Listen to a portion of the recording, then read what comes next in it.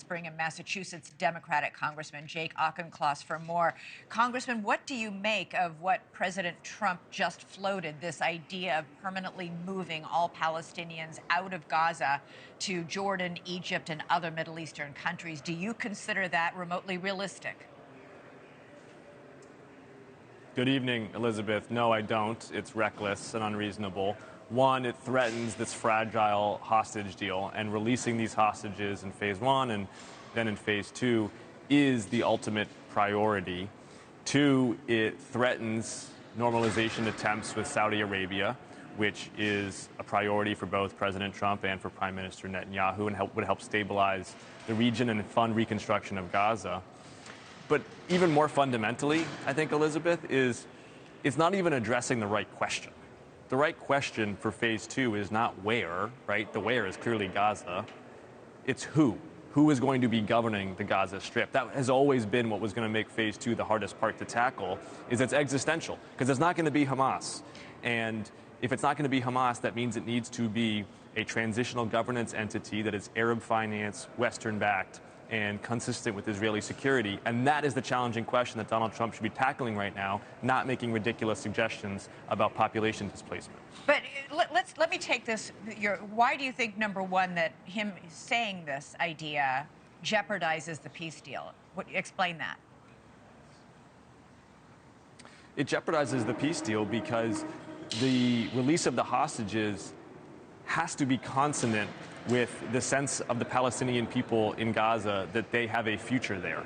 Otherwise, they are going to double down on the nihilistic tactics that we spent 15 months grappling with post-October 7th, right? This phase one was phase one of 3 phases, and it was always looking towards a phase 2 and a phase 3 in which there was going to be Palestinian-led governance. Not Hamas governance, to be clear, but Palestinian-led governance in Gaza Strip. If you take away this sense of hope for a homeland, I think that you endanger the hostages.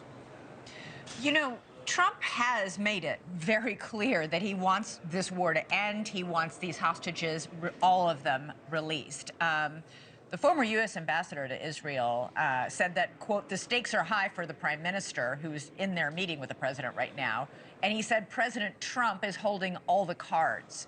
Netanyahu wants more bombs and weapons from the United States.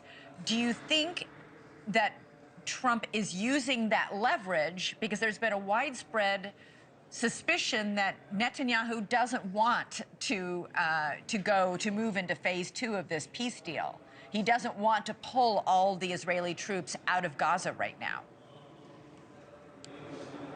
Clearly, elements of his coalition do not want to engage in phase 2. It's always hard to figure out what Netanyahu himself actually wants. Really, there's 3 things that I think Trump and Netanyahu have to be negotiating right now. And actually, by negotiating all 3 of them, you can actually make each one of them more tractable. One is who's governing Gaza in phase 2.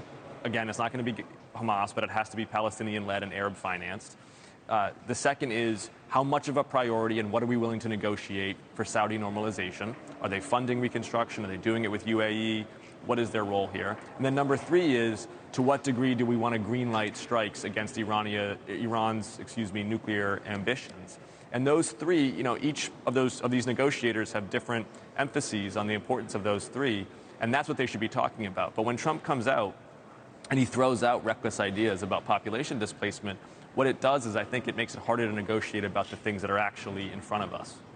What about, just to counter that, what about radical thinking? This is an issue that has been intractable, and why is it so wrong to maybe think, let's move them all? I mean, listen, I just did an interview with several people pointing out all the things that are very difficult about this proposal. The Palestinian people want their own land.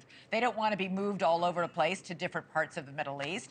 And none of the Middle East countries have expressed any interest in having any Palestinians in, much less large groups of them. Right. It's a place that 2 million people call home. And secondarily, I think we have to look at Trump's motives. As always, when Trump proposes a policy item, there is a nepotistic, self-serving connection. He and Jared Kushner and probably the House of Saud all view the Gaza Strip as developable property. They want to turn this thing into resorts. Thanks so much for watching. Go to joinnn.com to find NewsNation on your television provider. And don't forget to click the red subscribe button below to get more of NewsNation's fact-driven, unbiased coverage.